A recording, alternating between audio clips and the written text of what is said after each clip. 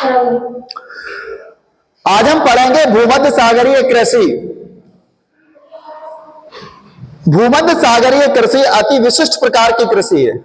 भूमध्य जो क्षेत्र है, भूमध्य सागर के आसपास का क्षेत्र, वहां जो कृषि की जाती है वो अति विशिष्ट प्रकार की कृषि है। इसका विस्तार भूमध्य सागर के समीपवर्ती क्षेत्रों, जो दक्षिण यूरोप में, उत्तरी अफ्रीका में, ट्यूनीशिया से अटलांटिक तक फैला है। दक्षिणी कैलिफोर्निया, मध्यवर्ती चिली, दक्षिणी अफ्रीका का दक्षिणी पश्चिमी भाग एवं ऑस्ट्रेलिया के दक्षिण पश्चिमी भाग में है। ये इतनी जगह पर फैली हुई है भूमध्य सागरीय कृषि।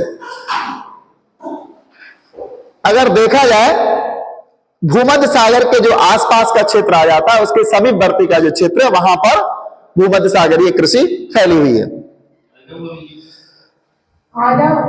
खट्टे फलों की आपूर्ति करने में यह क्षेत्र महत्वपूर्ण है। खट्टे फलों की जो आपूर्ति होती है, भूमध्य सागरीय क्षेत्रों में कौन सी कृषि होती है? खट्टे फलों की। खट्टे फल जो कि विटामिन सी के स्रोत हैं। हमें खट्टे फलों से विटामिन सी प्राप्त होती है, जैसे आंवला है, नींबू है, संतरा है, मौसमी है, अंगूर भी खट्टे में ही आते हैं, बाद में जाकर के वो मीठे हो जाते हैं। तो ये सारे फल भूमध्य सागरीय क्षेत्रों में पैदा होते हैं। खट्टे फलों की खेती यहां होती है। इसमें सबसे महत्वपूर्ण बात आती है, अंगूर की कृषि भूमध्य सागरीय क्षेत्र की विशेषता है। भूमध्य सागरीय क्षेत्र में सबसे ज्यादा जो कृषि होती है वो अंगूर की कृषि होती है। दूसरे नंबर पर आता है, इस क्षेत्र में कई देशों में अच्छे किस्म के अंगूरों से उच्च गुणवत्ता वाली मदिरा का उत्पादन किया जाता है। अंगूर का प्रयोग हमेशा या ज्यादा से ज्यादा मदिरा बनाने में किया जाता है। जो अच्छे किस्म का अंगूर होता है, जिसकी अच्छी क्वालिटी होती है, एक उन्नतशील किस्म का होता है, चमकदार अंगूर होता है, इसमें से सबसे अच्छा जो अंगूर होता है वो मदिरा बनाने के काम में लिया जाता है, वाइन बनाने के काम में लिया जाता है। निम्न श्रेणी के अंगूरों को सुखाकर मुनक्का एवं किशमिश बनाई जाती है। अब इसके बाद जो उच्च श्रेणी का अंगूर था, उससे मदिरा, वाइन बना ली जाती है। और दूसरे नंबर पर उसके बाद जो सेकंड क्लास का अंगूर बचता है, उससे मुनक्का या फिर किशमिश बना ली जाती है। अंजीर एवं जैतून भी यहां उत्पन्न होता है। भूमध्य सागरीय कृषि में अगर देखा जाए तो नंबर 1 आता है अंगूर, और इसमें उच्च श्रेणी का जो अंगूर होता है, अंगूर से मदिरा बनाई जाती है। मदिरा यानी वाइन बनाई जाती है।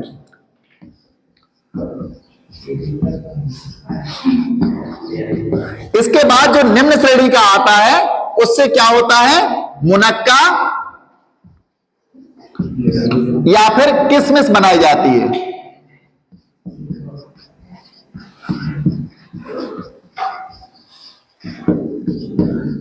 भूमध्य सागरीय कृषि में प्रमुख स्थान रखने वाली जो उत्पादन है, फसल है, वो है अंगूर की। इसी के बाद बात करते हैं हम, अंजीर एवं जैतून भी यहां उत्पन्न होता है। यहां एक और फसल होती है अंजीर, और एक होता है जैतून। जैतून का तेल बहुत चिकना तेल होता है, और ऑलिव ऑयल इसको हम बोलते हैं, जैतून के तेल को।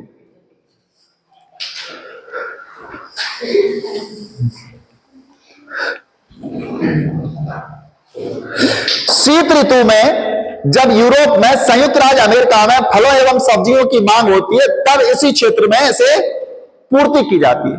शीत ऋतु में जब अमेरिका में फलों और सब्जियों की मांग होती है, तो इसी क्षेत्र से इनकी पूर्ति की जाती है।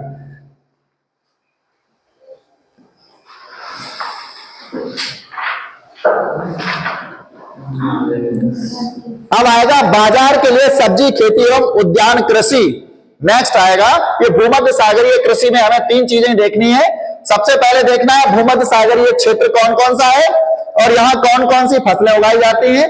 हमने यहां बताया आपको कि भूमध्य सागरीय कृषि के अंतर्गत खट्टे फलों की खेती की जाती है। इसमें अंगूर, अंजीर और जैतून प्रमुख है।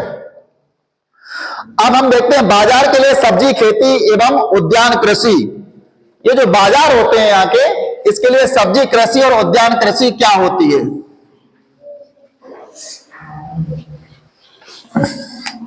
बाजार के लिए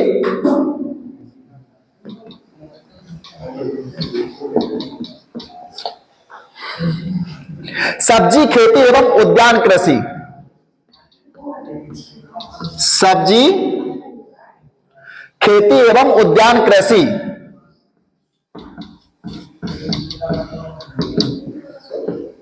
उद्यान कृषि इस प्रकार की कृषि में अधिक मुद्रा मिलने वाली फसलें जैसे सब्जियां, जो उद्यान कृषि होती है, सब्जी कृषि होती है, ये क्यों उगाई जाती हैं? इनमें अधिक से अधिक मुद्रा प्राप्त होती है और इनमें सबसे पहली चीज आती है सब्जियां। इस प्रकार की कृषि में अधिक मुद्रा मिलने वाली फसलें, अधिक मुद्रा मिलने वाली फसलें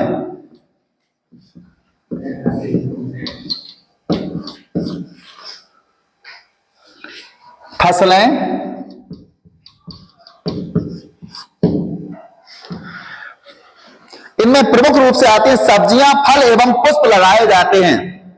फसलें, सब्जियां,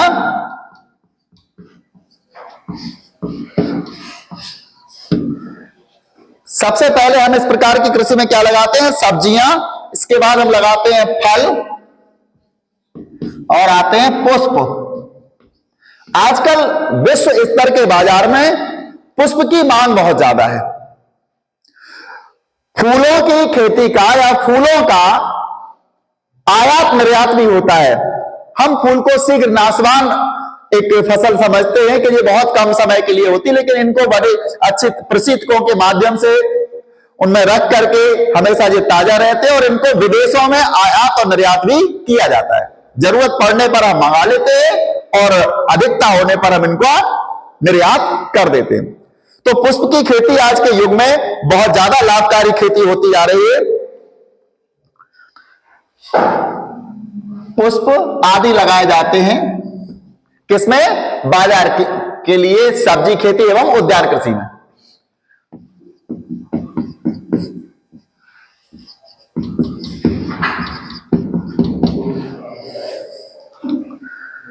जिनकी मांग नगरीय क्षेत्रों में होती है, इन तीनों चीजों की, सब्जियों की, पुष्प की और फलों की मांग नगरीय क्षेत्रों में ज्यादा होती है। इस कृषि में खेतों का आकार छोटा होता है। ऐसा क्या होता है इसमें? खेतों का आकार छोटा, खेतों का आकार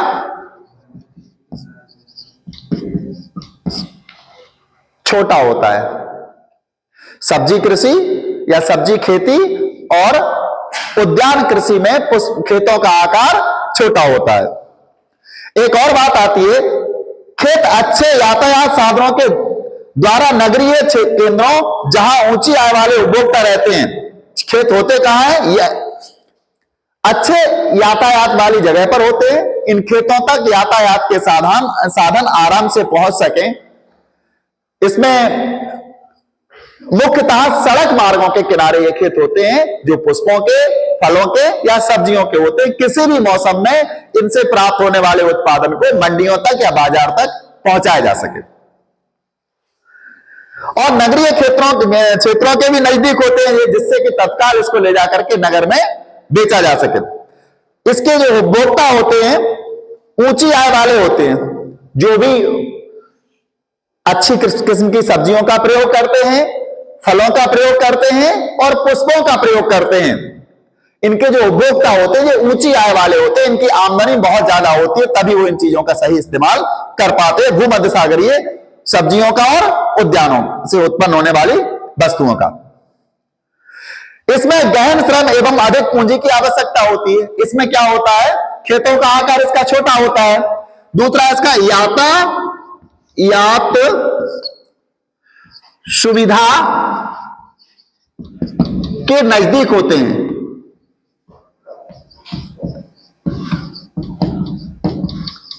संभवतः सड़क मार्गों या रेल के किनारे होते हैं। तीसरी इसमें आती है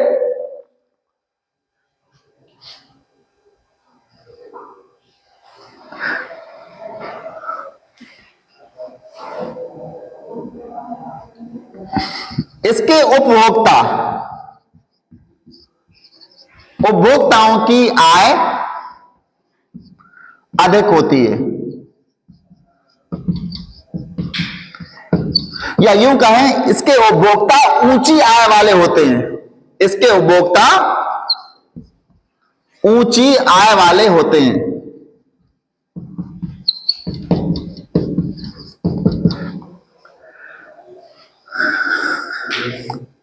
इसमें गहन श्रम एवं अधिक पूंजी की आवश्यकता होती है। इसमें गहन श्रम एवं अधिक पूंजी की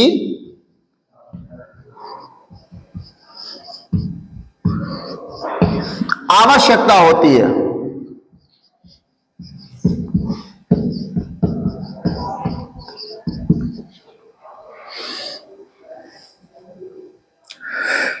इसके अतिरिक्त सिंचाई, उर्वरक, अच्छी किस्म के बीज, कीटनाशक, इनकी भी इसमें जरूरत होती है। सिंचाई सबसे पहली बात आती है इस कृषि के लिए, सिंचाई की जरूरत होती है इसके लिए। उर्वरक, जो खाद होते हैं, रासायनिक खाद होते हैं, फर्टिलाइजर्स होता है, इसकी आवश्यकता होती है इसमें। अच्छी किस्म के बीज,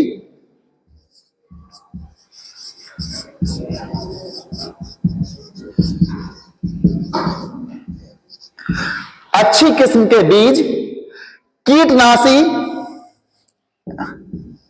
जो कि फसलों में बीमारी लगती है, कीट आ जाते हैं तो उनके लिए कीटनाशी, इनकी भी आवश्यकता होती है।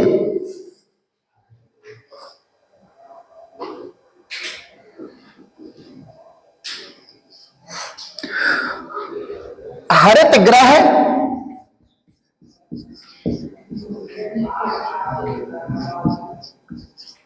गृह, आपने सामान्यतः देखी होगी, पॉली हाउस जो होती हैं, इन पॉली हाउस के अंदर ये खेती ज्यादा सुरक्षित होती है। तो हरित गृह एवं शीत क्षेत्रों में कृषि ताप का भी इस कृषि में उपयोग होता है, कृत्रिम ताप का भी। देखिए शीत, हरित गृह और शीत क्षेत्रों में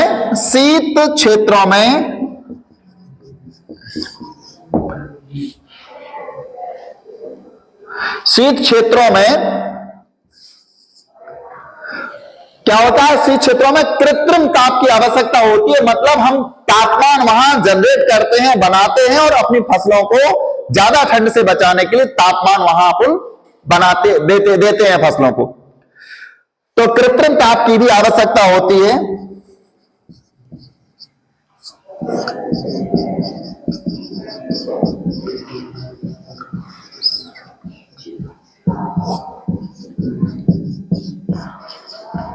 हमें इसकी आवश्यकता होती है। इस प्रकार की कृषि उत्तरी पश्चिमी यूरोप, ये होती कहां है, ये जो हमने देखा है बाजार कृषि, सब्जी खेती एवं उद्यान कृषि, ये कृषि जहां तक होती है, इसका क्षेत्र देखिए, इसका जो क्षेत्र है वो है, कौन कौन सी जगह पर ये होती है, उत्तरी पश्चिमी यूरोप, उत्तरी पश्चिमी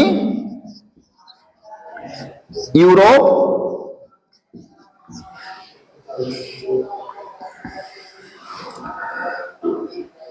संयुक्त राज्य अमेरिका,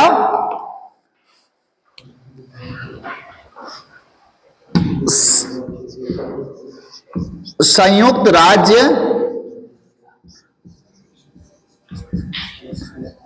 अमेरिका के संयुक्त राज्य अमेरिका के उत्तरी पश्चिमी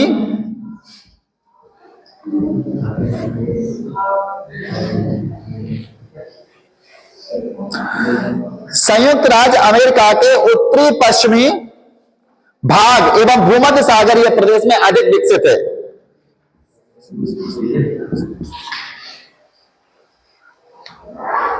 एवं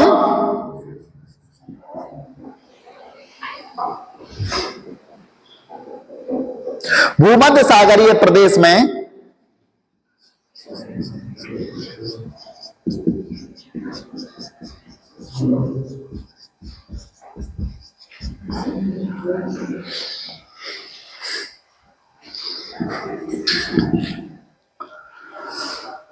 भूमध्य सागरीय प्रदेश में अधिक विकसित है।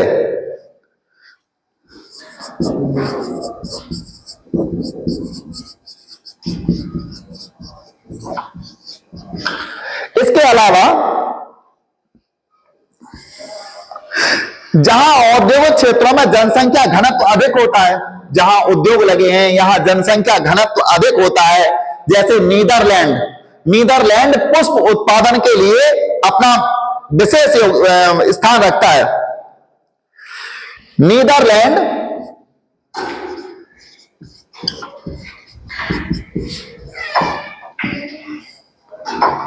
पुष्प उत्पादन में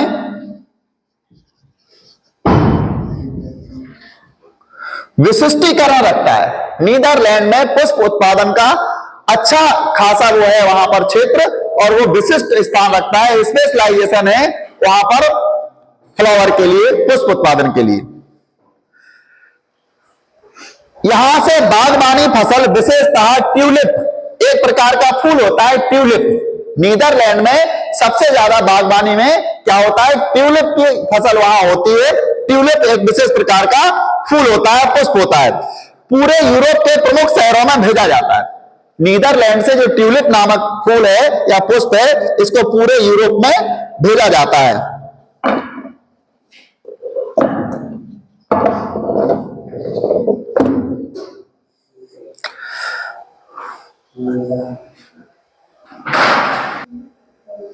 नीदरलैंड पुष्प उत्पादन में अपना विशिष्टीकरण रखता है, और ये यूरोप में जो पुष्प की मांग होती है इसकी पूर्ति नीदरलैंड से ही होती है। और यहां एक विशेष प्रकार का पुष्प जिसका नाम है ट्यूलिप, इसकी खेती की जाती है।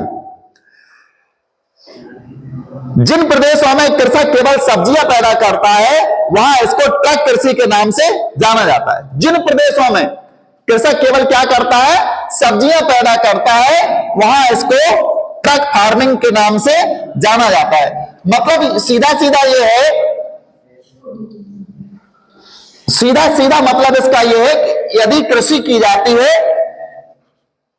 किसी सड़क मार्ग के किनारे, महानगर के पास में किसी सड़क के किनारे सब्जी की खेती की जाती है, तो उस कृषि को ट्रक के माध्यम से जो बाजार तक पहुंचती है, इसलिए इसका नाम पड़ गया ट्रक कृषि। तो जिन प्रदेशों में कृषक केवल, यहां हम इसको लिख लें थोड़ा सा, जिन प्रदेशों में कृषक केवल सब्जियां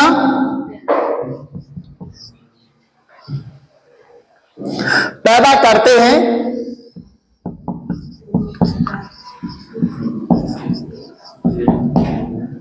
इसको नोट कर लेना आप लोग,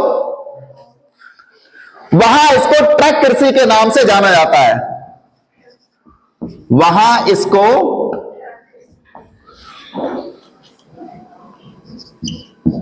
ट्रक कृषि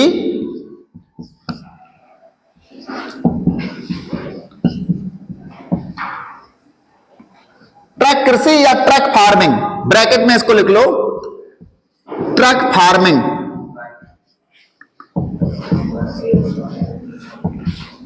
के नाम से जाना जाता है।